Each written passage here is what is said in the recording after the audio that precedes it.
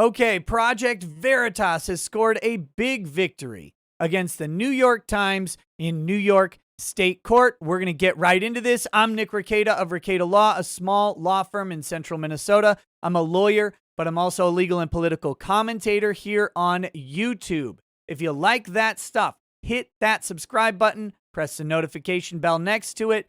Don't miss any videos. Okay, next to me, you see right here, James O'Keefe's smirking face. He is the president of Project Veritas, and they are suing the New York Times. This article is from the Washington Examiner. If you want to take a look at it, it's linked below. We're going to go through most of it. I'm going to give you a lot more, so make sure you watch the whole video to get the context and the explanation and the unraveling of the legal talk that's going on in the article, all right? A New York State court has refused to dismiss Project Veritas' defamation lawsuit against the New York Times over the newspaper's reporting on a Veritas probe into the alleged ballot harvesting in Minneapolis. Okay, who's involved here? Project Veritas is a company, and they exist to expose things that are happening behind closed doors, either in big corporations, in small companies, or in government. That's what they do. In this case, it was about some shenanigans related to the 2020 election. Nothing to do with the presidential election. Don't even at me, YouTube. There's nothing about the presidential election going on here. This is in reference to Ilhan Omar and others ballot harvesting in Minneapolis and allegedly in primarily Somali-heavy districts, Somali-heavy areas, and it involved the Somali community quite a bit.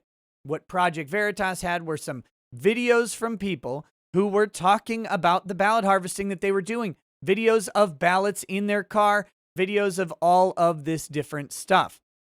They had someone willing to put their name down and actually talk about what was going on, a former campaign worker or something like that, and they were explaining what was happening in Minneapolis with the Somali community. There were allegations of voter intimidation, voter buyouts, and general ballot harvesting shenanigans that are either not allowed by law in some cases or just downright unethical. And it was talking about the problems with absentee ballots in these communities where people could be intimidated or threatened or coerced into giving up their ballots. But, no one should be talking about Ilhan Omar. So the New York Times rides to the defense of Ilhan Omar, as they have a penchant to do with candidates of a certain political orientation, but we're not going to talk about that too much.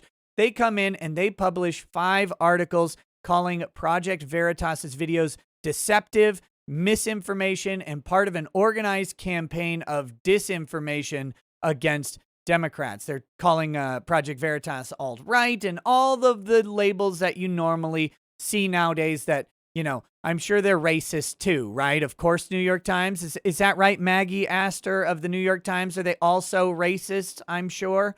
You wouldn't want people to have voting autonomy. What you want is to have someone come intimidate them and steal their ballots. That's not racist, but Project Veritas probably. Okay, so this is happening in the New York Supreme Court, which is, to be clear, the lower court of New York. They have a backwards naming scheme to what most states are used to. The Supreme Court of New York is not the high court, okay? It is the New York Supreme Court is the low court, and then it goes up to the New York Court of Appeals.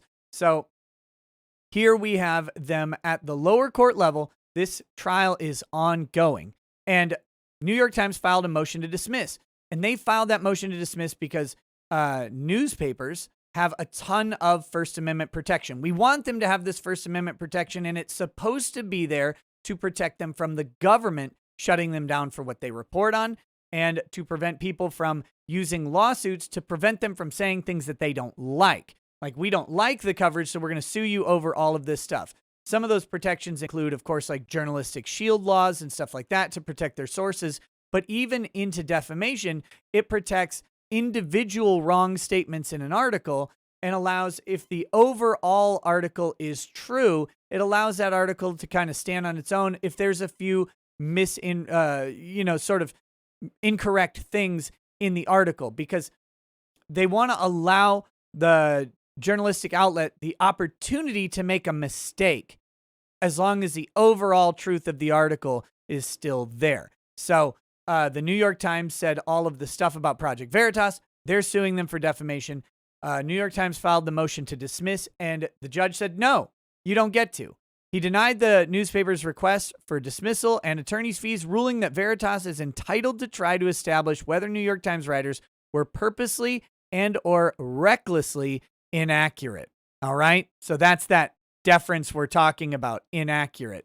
They were more than inaccurate. They were lying.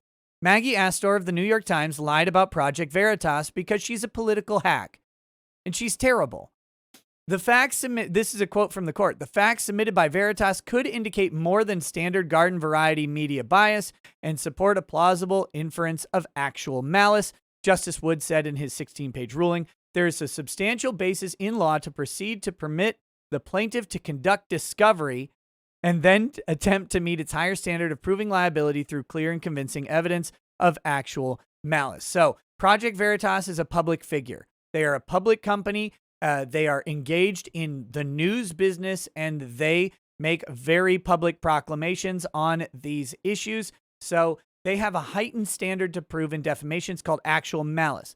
What that translates to in real people talk is knowledge of falsity or reckless disregard for the truth. How you apply that to a newspaper is either they admit that they knew it was false or there's a strong inference that they knew it was false. Reckless disregard you show by saying they have this standard of investigation for their journalism and verification, and they broke that standard for this person. So why would they do that? Well, maybe they don't like Project Veritas, so maybe they don't fact check as hard. Maybe they don't go through their normal channels. Maybe they don't do, what they would normally do, and that shows that they're taking a reckless disregard for the truth of the statement. Now, what they said still has to be false to maintain a defamation action, okay? Still has to be false. But in October, Project Veritas sued the New York Times and reporters Maggie Astor and Tiffany Sue over 5 articles in September and October about the guerrilla journalism outfit's investigation into alleged ballot harvesting on behalf of Somali American candidates, including Rep. Ilhan Omar, Minnesota Democrat. The newspaper labeled the investigation as deceptive, false, without verifiable evidence. I mean, other than the video of the people specifically doing it, and other than the video of the guy who's talking about what they were doing as an insider. I mean, other than that, deceptive and false, of course, no verifiable evidence except for the video that they played, prompting Veritas to accuse New York Times of publishing false and defamatory statements, impugning their journalism driven by resentment and political bias. The decision by the state Supreme Court, which is a trial court, allows Veritas to take the depositions of relevant New York Times employees, which Veritas founder and president James O'Keefe said he would record and expose. So he's going to be able to go after the article's publishers, or authors, I should say, at a minimum. Probably can go higher up the chain as well, as long as it's relevant to this particular story that they publish. So they can go to their editors, they can go to the editorial board, they can go to various people. They can, what they're talking about here is depositions. So a deposition is where lawyers for both parties sit in a room, and then the lawyer for the opposing party asks a bunch of questions, and the other person has to answer them under oath. James O'Keefe says he's going to record those depositions and publicize them. And guess what? You can. It's great. It's a fantastic tool, and it'll be perfect for the New York Times to get a little transparency under oath. That'll be fun. This ruling means Project Veritas will now be able to put New York Times reporter Maggie Astor and New York Times executive editor Dan Beckett under oath, where they will be forced to answer our questions, Veritas said Friday in a statement. Project Veritas will record these depositions and expose them for the world to see. And this is the thing that the New York Times does not want. They do not want it because in deposition, you can ask all kinds of questions. You can ask all kinds of questions. There aren't really objections to them. Your objections are made later. There's no judge in the room. I shouldn't say there are no objections. There are very limited objections in a deposition. And those tend to have to be sussed out afterwards, but the objections are recorded and the answer still has to be given, and the person is under oath. So they definitely don't want something like this. They're going to be appealing this decision for sure. But for now, that's what's going on. And the depositions may happen before the appeal. We'll have to see. In its motion, the newspaper defended its coverage as accurate and argued that actual malice could not be proven. In addition, the newspaper said that Veritas is libel proof, meaning that its reputation is already irreparably tarnished, but the judge disagreed. Hey, what do you guys think down in the comments below? Why don't you tell me about Project Veritas's reputation? Do they have a good reputation or a bad reputation?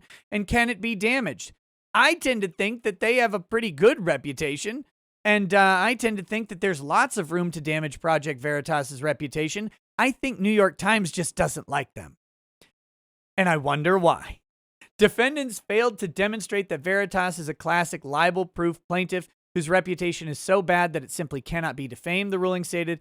Other media sources have criticized Veritas, or that Veritas may have suffered blows to its reputation without more, fails to meet the standard. It's really hard to be libel-proof. A libel-proof person, maybe like John Wayne Gacy or something, a serial killer. It's like kind of hard to hurt their reputation. They're a serial killer. Someone like Kamala Harris or something like that. That's a joke. These are jokes. While the New York Times articles described the Veritas video as deceptive, Justice Wood said, this is brutal. Justice Wood said that, quote, the dictionary definitions of disinformation and deceptive provided by defendants' counsel, the New York Times, certainly apply to Astor's and Jesus' failure to note that they injected their opinions in news articles as they now claim. So what the New York Times tried to do is they said, well, this is a factual article, but there's also some opinion in there, and that opinion should be protected because those aren't factual statements. That's just an opinion that Veritas is bad. No. The judge says, oh, it's a little deceptive of you to put opinions into an article about facts. If you want it to be an opinion, put it in the opinion section of your paper. You have a big one. You're talking about reporting on facts, and you are telling people to rely on your integrity as a journalistic outlook, even if many of us don't hold the New York Times to have much integrity. They do, and they're talking about putting their journalistic integrity as credit for you to trust their article to be factual, because it's not an opinion piece. They don't get to just inject opinions and then try and hide under that thing. No, you're reporting on facts. Nope. This is factual. You don't get to hide like that. And that is a huge blow to the New York Times. Huge blow to it. So, upon review of the total context and tone of the stories, remember how I said they get some forgiveness on individual like sentences or statements? Those statements can be a little bit wrong here and there. That's okay. We want to allow some flexibility so long as the overall thrust of the argument is accurate. Here we go. Upon review of the total context and tone of the stories, which clearly disparage Veritas and the video, the court concludes that a reasonable reader could very well believe that the challenge statements were conveying facts about Veritas. The articles certainly could be viewed as being purposely designed to appear that defendants are imparting facts and evidence that Veritas's videos were deceptive and that Veritas is merely a right-wing political group. So, of course, the New York Times is whining about it. They plan to appeal. But here, let's read this last paragraph because it's great. Defamation cases are notoriously difficult to prove, but Mr. O'Keefe says that Veritas, quote, has never lost a lawsuit in our corporate history and takes pride in hanging retractions, corrections, and clarifications from media outlets on its wall of shame, which has more than 330 entries. That's a lot of scalps for Project Veritas. And I say, sally forth, good sir. Put them to task. Record the depositions. If those depositions are recorded, we'll be going through them here on this channel. Make sure you subscribe in case those come out. If you're interested in this story and other stories like it. Again, drop a comment below. Tell me what you think about Project Veritas. This is great. This is huge news, by the way. I can't express enough how hard it is to get past these initial dismissals against a media company like the New York Times, who gets a ton of protection and deference from the court. And this happened in New York. This didn't happen in Texas or Florida or Oklahoma or something like that. This is right in the heart of it, and we will be watching to see what happens. All right, guys. Talk to you soon. Have a good day. Peace. Peace.